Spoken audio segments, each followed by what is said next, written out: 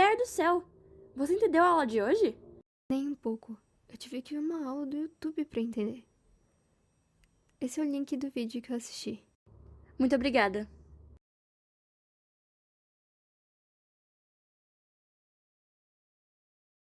Os vírus são organismos acelulares, sendo sua estrutura formada basicamente por proteínas e ácido nucleico. A proteína forma um envoltório denominado capsídeo, que é formado por vários capsômeros, e pode ser usado como forma de classificação dos vírus. A principal função dos capsídeos é proteger o material genético. As partículas virais são esféricas, embora pleomórficas, com aproximadamente 80 a 220 nanômetros. Dessa forma, podemos resumir que os vírus são compostos por ácido nucleico, podendo ser DNA ou RNA, ou também ambos.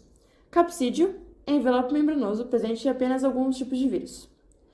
Focando no coronavírus, a gente pode ressaltar que o coronavírus é um vírus envelopado. Seu genoma é composto por moléculas de RNA, fita simples, não segmentado e polaridade positiva. Em relação à estrutura do coronavírus, podemos destacar que o RNA do genoma é complexado com a proteína N para formar capsídeo helicoidal dentro da membrana viral. Glicoproteínas spike ou espículas, proteínas transmembranares E e M formam pequenos envelopes de membrana. E a proteína HE, hemaglutinina esterase. O RNA do vírus está localizado no interior da partícula viral e encontra-se associado a proteínas denominadas nucleocapsídeos, N na figura. Essa proteína produz o capsídeo fora do genoma, onde ainda é embalado por um envelope que está associado a 3 proteínas estruturais. Proteína de membrana, M, glicoproteínas spike, S, e proteínas envelope E, proteínas hemaglutinina esterase, HE, e as demais 16 proteínas não estruturais.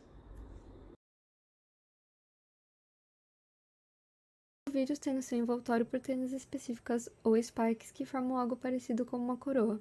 Essa diferencia a família do vírus. As proteínas são divididas em S1 e S2, que ajudam na endocitose do invasor ao se ligar com receptores celulares específicos, como por exemplo a aminopeptidase N. Isso causa o tropismo maior do vírus para regiões que possuam esses receptores, como pneumócitos, macrófagos e pulmonares. A partir dessa ligação, as proteases celulares dividem a proteína S, permitindo a fusão do vírus com a célula, facilitando sua entrada. Com isso, algumas proteínas específicas se ligam com a célula hospedeira, levando-a ao desvio para as organelas de replicação, que farão cópias do genoma viral. Mas e a organela replicativa? Os vírus não têm capacidade de se multiplicar sozinhos, por isso eles invadem uma célula e sequestram a maquinária celular para fazer a replicação do seu material genético e a produção de proteínas virais. Ao mesmo tempo, precisam se proteger dos mecanismos de defesa da célula, que tentarão impedir esse ataque. Mas todo mundo sabe que o coronavírus é capaz de criar organelas especiais dentro da célula para sua replicação, certo? E bem, essas organelas são vesículas envolvidas por dupla membrana, dentro das quais a produção de cópias do material genético do vírus ocorre de forma protegida, sendo que ele tem genomas compostos por moléculas de RNA, que apresentam alta frequência de mutação devido às elevadas taxas de erros da RNA polimerase dependente da RNA, e para eventos de recombinação e rearranjos, que podem ocorrer se o animal for infectado simultaneamente por mais de um vírus da mesma família. A Covid-19 é uma doença causada pelo vírus SARS-CoV-2, que pode causar desde uma infecção assintomática até um quadro respiratório grave. Com isso, é importante sempre estar atento a tais sinais e sintomas para poder rastreá-lo previamente. Temos como sintomas mais comuns a febre, tosse, cansaço, perda de paladar ou olfato. É bom considerar que a febre pode não estar presente em alguns casos, como por exemplo em pacientes jovens, idosos, imunossuprimidos ou em alguma situação que possam ter utilizado medicamento antitérmico. Curiosamente, a doença em crianças parece ser relativamente rara e leve, com aproximadamente 2,4% do total de casos notificados entre indivíduos com menos de 19 anos.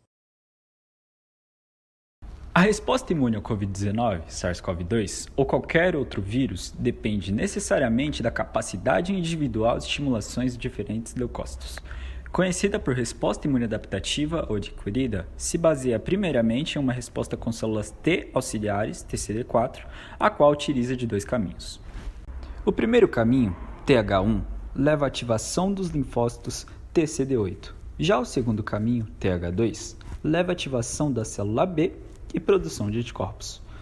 A resposta antiviral mais efetiva se baseia primeiramente no caminho TH1, com controle da replicação viral, seguido do caminho TH2, com produção de anticorpos neutralizantes e proteção contra encontros futuros com o mesmo vírus.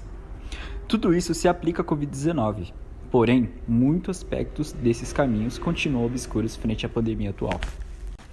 Quanto à produção de memória imune para o SARS-CoV-2, envolve tanto o caminho TH1 quanto o caminho TH2, com produção de anticorpos, tanto IgM quanto IgG e IgA.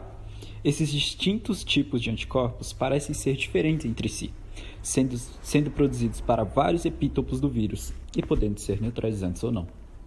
Pode-se dizer assim que a memória imune na Covid-19 está totalmente vinculada aos 2 braços ou caminhos da resposta adquirida, TH1 e TH2. E resta saber até onde essa resposta é protetora e a partir de que condição ela se torna prejudicial. O vírus SARS-CoV-2 retarda o desencadeamento de respostas imunes inatas intracelulares associadas a interferons do tipo 1 e 2. Sendo assim, a replicação viral segue acontecendo, o que impede a ativação de uma resposta imune inata, resultando em infecções assintomáticas ou leves, sem hospitalização, por conta de uma maior prevalência de células T. Porém, em indivíduos que essa prevalência é menor, ocorrem casos mais graves, levando à internação ou até ao óbito.